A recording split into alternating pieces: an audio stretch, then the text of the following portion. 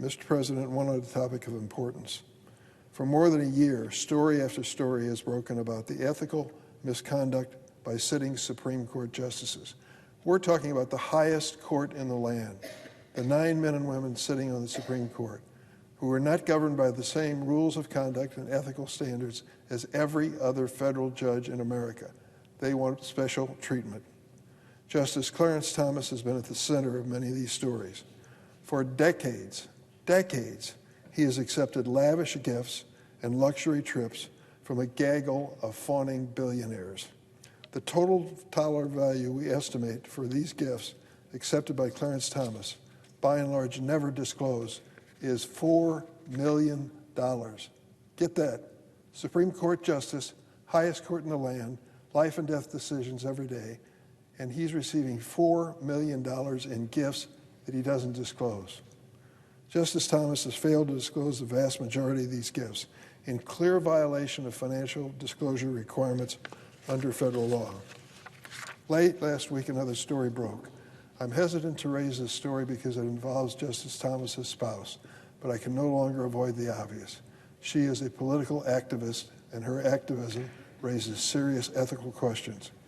According to public reporting, Justice Thomas's wife, Jenny, sent an email to Kelly Shackelford, who runs the First Liberty Institute. This right-wing organization, which is on the advisory board of Project 2025, which we're learning more about, frequently litigates before the Supreme Court and strongly opposes Supreme Court ethics reform. In her email, Clarence Thomas's wife, Jenny, thanked the organization for its opposition to court reform, ethical reform, writing all in caps, quote, "You guys have filled the sails of many judges. Can I just tell you, thank you so much." When asked about her efforts to overturn the 2020 election, Jenny Thomas told Congress that she and Justice Thomas just don't discuss each other's work. That's a little hard to believe, isn't it, when you see this missive that she sent to this organization. Her comments on behalf of judges create a clear appearance of impropriety for Justice Clarence Thomas. Accordingly, I called for Justice Thomas to recuse himself from any future case involving First Liberty Institute. This is not the first time that Jenny Thomas's actions have raised serious questions about her husband, Justice Clarence Thomas' ability to fairly hear cases before the Supreme Court. Jenny Thomas is a political operative who regularly works with right-wing groups on issues being litigated before the court, and it isn't a volunteer work in many instances. She is a political operative who works with these groups that litigate issues before the Supreme Court before her husband, Clarence Thomas. Federal law requires the disqualification of a Supreme Court justice in any proceeding in which the justice's impartiality might reasonably be questioned. And the Supreme Court's own code of conduct reiterates that Supreme Court justices should disqualify themselves in cases when there is reasonable doubt about impartiality. Despite serious questions about Justice Thomas's impartiality in numerous cases, he refuses to recuse himself. During the court's most recent term, he continued to hear cases related to the January 6th insurrection, despite Jenny Thomas, his wife's, personal involvement with efforts to overturn the 2020 election. And Justice Thomas's failure to recuse is not his only ethical failure related to his wife's activities. For years, Justice Thomas omitted his wife's income from the right-wing Heritage Foundation from his annual financial disclosure, despite having disclosed her income in some previous years. In other words, he wasn't even consistent. And as I mentioned earlier, Justice Thomas's ethical issues extend far beyond his wife's employment and advocacy.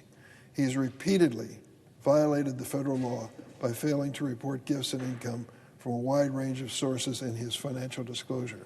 How do we know this about Justice Clarence Thomas? Because the Senate Judiciary Committee sent out subpoenas, and the subpoenas resulted in cooperation from some of the people who gave him these gifts. They gave us the details of what they provided in the past, and he failed to disclose over and over again. He's compounded that failure by repeatedly failing to recuse himself in cases involving the same individuals and groups lavishing these gifts upon him. I get it. They're sending these gifts to Clarence Thomas, who's sitting as a judge in cases that mean a lot to them monetarily. More than 12 years ago, 12 years ago, I called on Chief Justice Roberts to adopt a binding code of conduct for all Supreme Court justices. 12 years ago.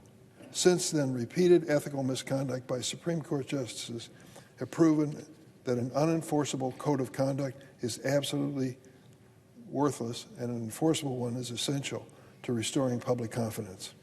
However, Chief Justice Roberts refuses to use his power to do so. What is he waiting for?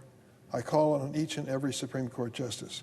If you agree with Clarence Thomas, declare it, that you have no responsibility to disclose your gifts or to recuse yourself from cases where there's a conflict. But if you think you're fed up with the reputation of a court that lacks integrity and you want to do something about it, speak up publicly on behalf of the court and on behalf of the nation.